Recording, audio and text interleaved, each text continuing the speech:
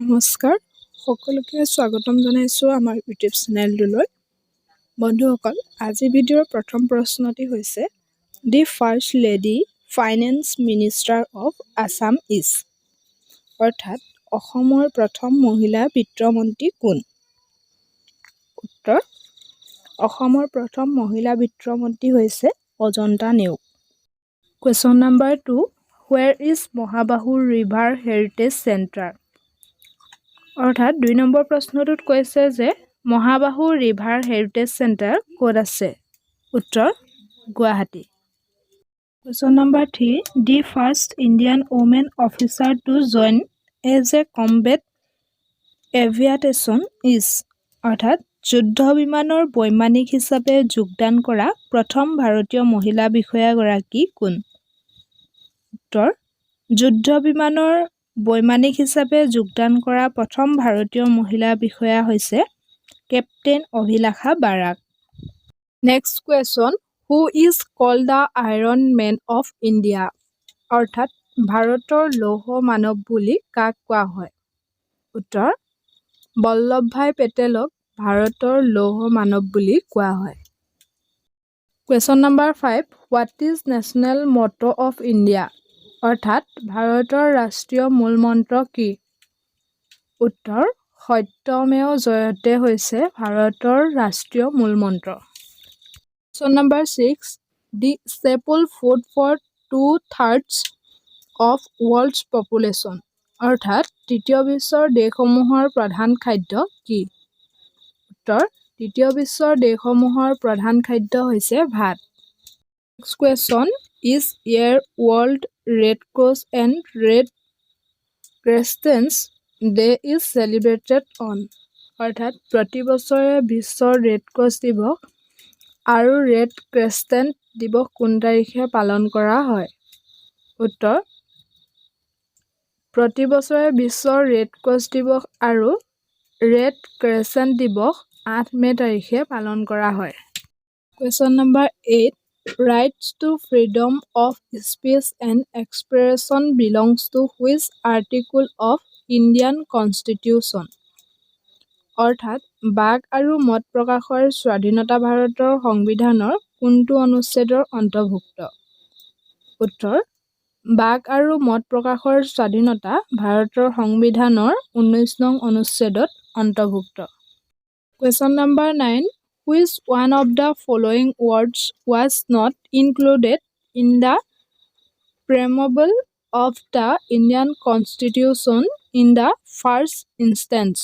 অৰ্থাৎ ভাৰতীয় সংবিধানৰ প্ৰস্তাৱনাত আৰম্ভণিতে কোনটো শব্দ নাছিল?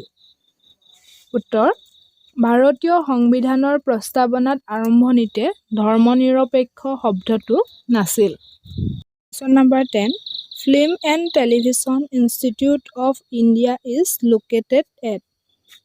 অৰ্থাৎ film and television institute of India ক'ত অৱস্থিত? উত্তৰ, মহাৰাষ্ট্ৰৰ পুনেত film and television institute of India অৱস্থিত।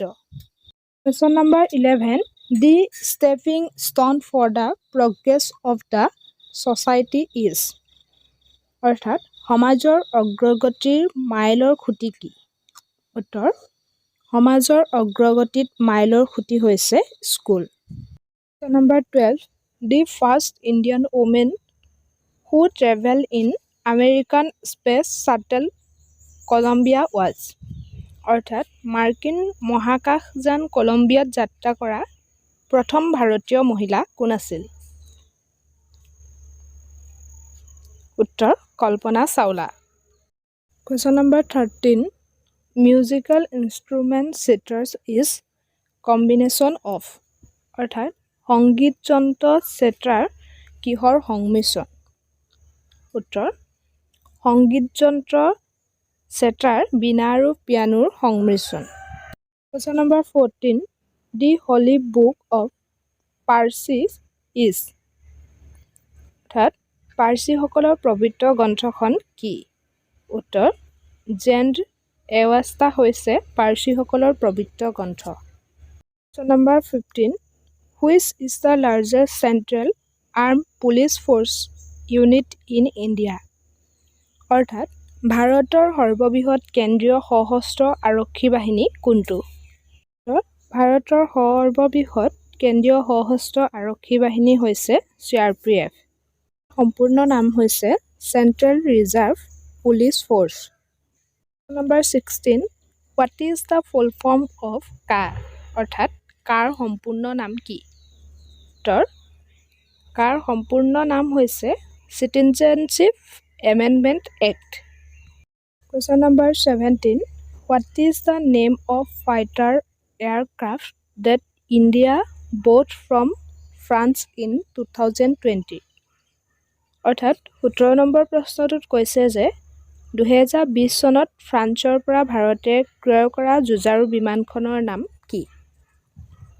উত্তৰ, 2020 চনত ফ্ৰান্সৰ পৰা ভাৰতে ক্ৰয় কৰা যুঁজাৰু বিমানখনৰ নাম হ'ল ৰাফেল।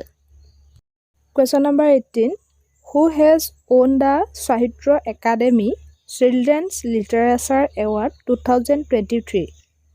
অৰ্থাৎ 2023 বৰ্ষৰ সাহিত্য একাডেমীৰ শিশু সাহিত্য বঁটা কোনে লাভ কৰিছে?